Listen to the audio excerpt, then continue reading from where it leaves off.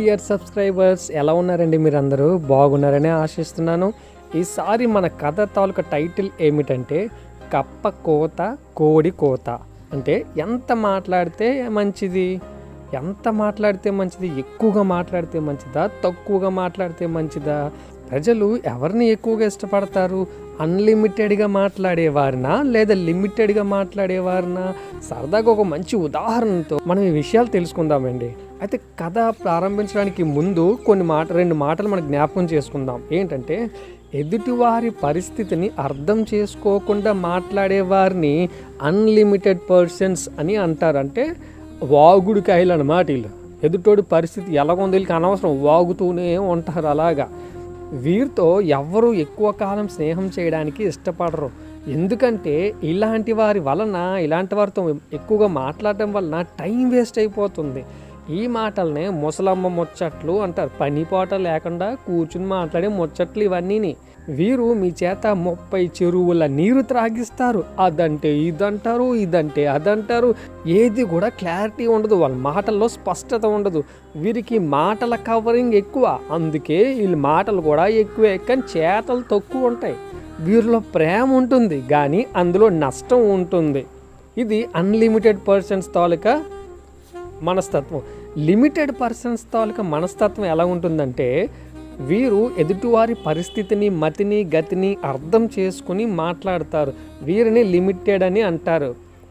వీరు కొట్టే, కట్టే, తెచ్చే అన్నట్లు 3 మొక్కల్లో తేల్చి పాడేస్తారండి. సింపుల్ కదా, బోల్డ్ అంత టైం కలిసి వస్తుంది. వీరికి ఏ పని ఎలా చేయాలో బాగా అనుభవాలు ఉంటాయి. అందువలన కష్టం లేకుండా, నష్టం రాకుండా కరెక్ట్ సమాధానం ఇస్తారు, సరైన మార్గము చూపుతారు. వీరికి ప్రేమతో పాటు క్షమాగుణం అనే ఎక్స్ట్రా క్వాలిఫికేషన్ లక్షణం కూడా ఉంటుంది. సరే, ఇప్పుడు మన కథలోనికి వెళ్ళిపోదామా?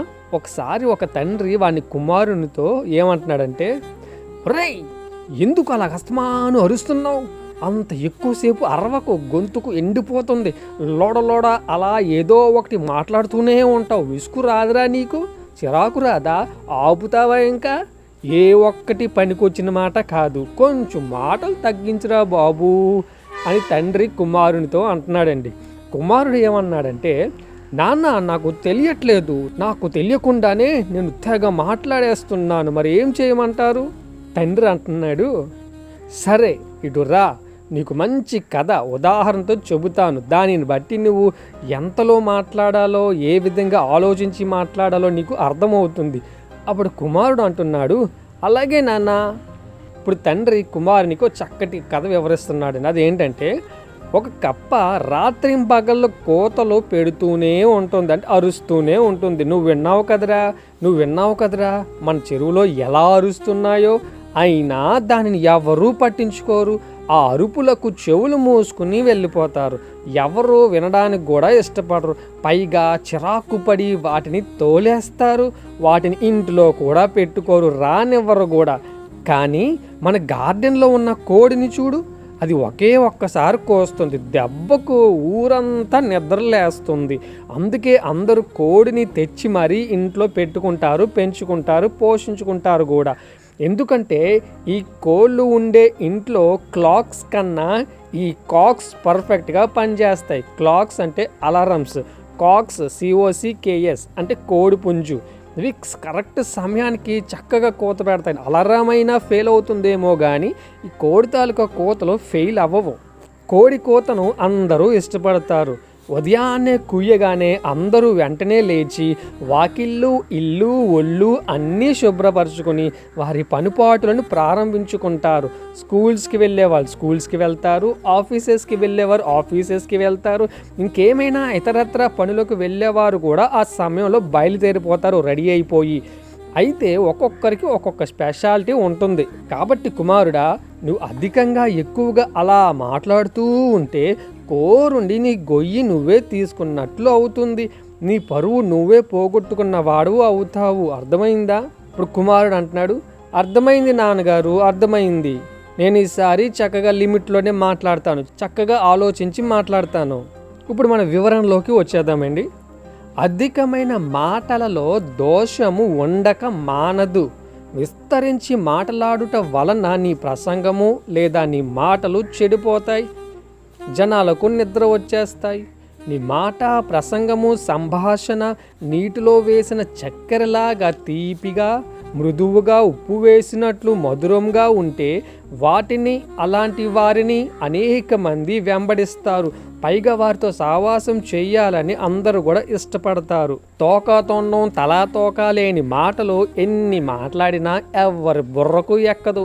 సరైన సమయంలో సరైన మాట, సరైన సూటి అయిన ప్రత్యుత్తరము ఇస్తే అందరూ అవాక్కయ్యి నిన్ను లేదా మిమ్ములను మెచ్చుకుంటారు. బైబిల్లో ఒక మాట ఉంది అండి. సామెతల గ్రంథము 10వ అధ్యాయము 19వ వచనము. అక్కడ ఏముందంటే, విస్తారమైన మాటలలో దోషముండక మానదు, తన పెదవులను మూసుకొనివాడు బుద్ధిమంతుడు. దీని వివరణ చూద్దామండి. నిజమే, అతిగా విస్తరించి మాట్లాడేవారు బుద్ధిమంతులు కారు. వారు బుద్ధి లేదు కాబట్టి ఇష్టం వచ్చినట్టు ఎక్కువసేపు టైం వేస్ట్ చేయడానికి అలా మాట్లాడుతూనే ఉంటారు. ఆ ఇంటి గుట్టు ఈ ఇంటి గుట్టు లాగుతుంటారు. అవి దోషాలండి. రేపు మీ పరువు కూడా అలాగే పోతుంది. పైగా తన ఇంటి గుట్టు కూడా బయట పెట్టేసుకుంటారు. తమ సొంత కుటుంబము పరువు రోడ్డుకు తామే ఈడ్చుకుంటారు.